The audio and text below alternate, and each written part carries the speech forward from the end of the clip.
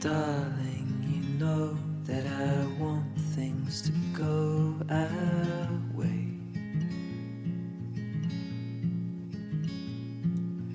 I'll try to reach you to lean every single day. I wanna be somebody that you wanna love. Don't wanna reach far, another wanna color your world. Si vous écoutez mes podcasts, si vous écoutez les podcasts de l'Aubergiste depuis longtemps, vous savez que j'aime ça inclure un peu d'histoire. C'est ma passion, j'adore l'histoire. Et je fais souvent la relation entre les hommes avec un grand H, et le vin. Parce que l'homme et le vin, sont reliés depuis la nuit des temps. De toutes les civilisations de la Méditerranée, les grandes civilisations de la Méditerranée, il y a une civilisation qui passe souvent sous silence. On n'entend presque jamais parler. Pourtant, c'était une des civilisations les plus modernes de son temps. On les appelle les Étrusques. Les Étrusques. C'était le peuple de la Toscane.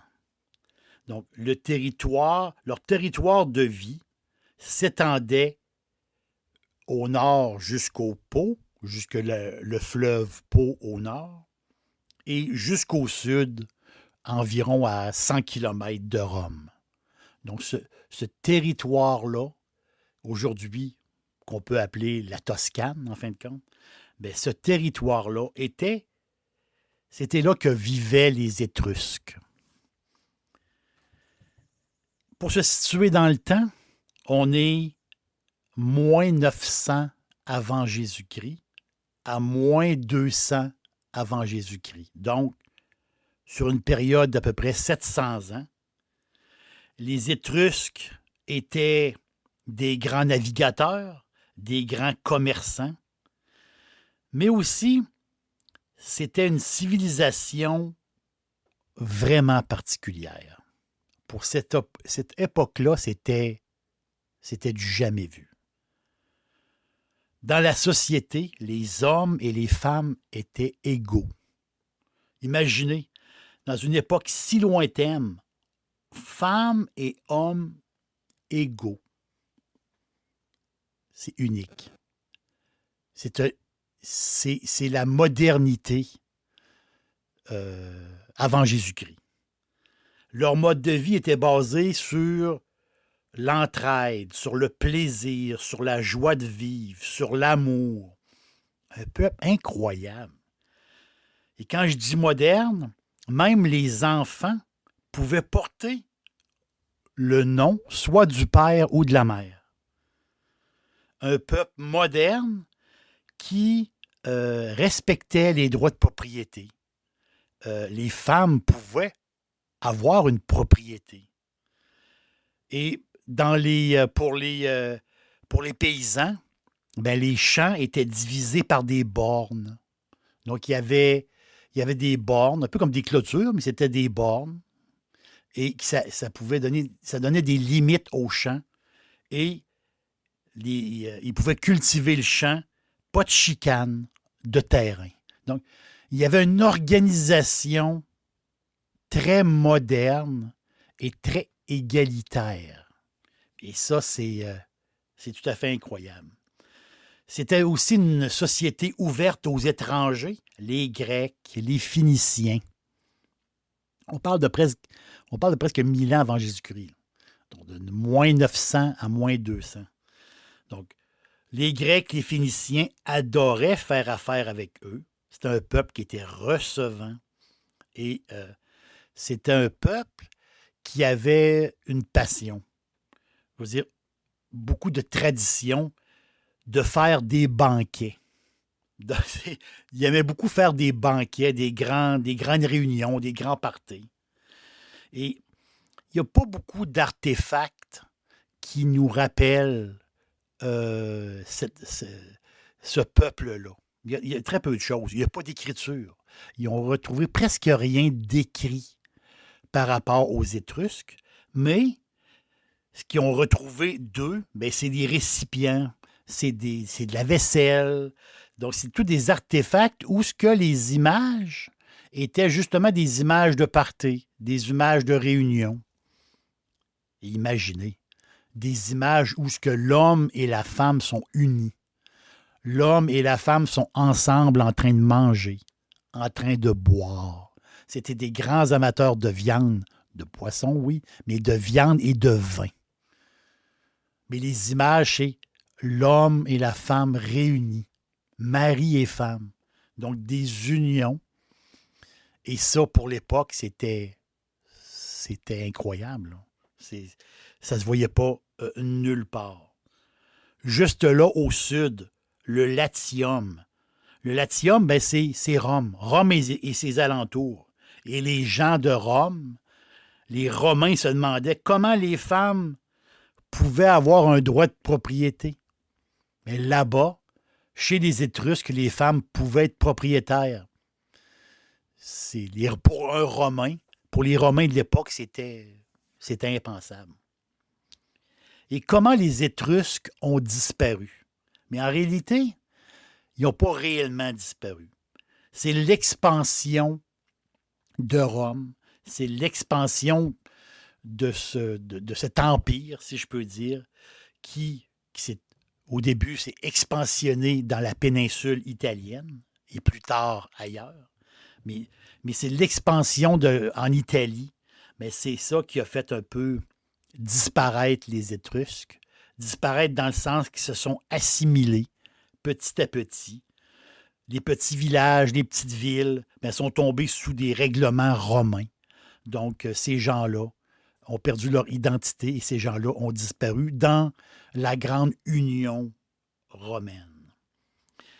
Les amateurs de vin italiens doivent une fière chandelle aux Étrusques. Et aussi, on pourrait dire, les amateurs de vin français. Parce que les Étrusques, c'était les kings du vino. Les Étrusques étaient incroyables. On trouve ils ont trouvé des traces d'acide tartrique sur des pressoirs. Ils ont trouvé ça à Latera, en banlieue de la ville de Montpellier. C'est tout récent, ces découvertes-là. Et ça prouve que les Étrusques sont allés jusqu'à Montpellier, jusque dans le sud de la France, et ils faisaient commerce là-bas. Donc, ça prouve que ces recherches avancées-là ont démontré que les marins étrusques ont apporté les premiers plants de vigne. Donc, ils ont apporté ces plants de vigne-là du pays des Étrusques jusqu'en France. Donc, on peut dire, en quelque sorte, que le vin français est très, très lointain. Le vin français est d'origine italienne. De nombreux amphores aussi ont été retrouvés. Et les amphores, c'est ces contenants-là, justement, parce qu'avant les tonneaux, justement, le transport se faisait en amphores. Et les Étrusques, eux autres, ils ont trouvé des amphores avec des décorations étrusques un peu partout dans le bassin de la Méditerranée. Donc, vraiment, c'était un petit peuple exportateur de très bons vins. Tout le monde s'arrachait leur vin. On le voit encore aujourd'hui. Ce coin-là de l'Italie, c'est la Toscane, c'est le paradis du vin. C'est le paradis du vin italien. C'est le paradis des wine tours. Le plus mythique, si on prend le point central, Bolgheri. Bolgheri, c'est le symbole. C'est comme une nouvelle tradition, celle des super vins toscans. Les super toscans, ces vins-là sont incroyables, hors de prix. Ils ont été créés dans les années 70, justement, sur ces terres magiques-là de la Toscane.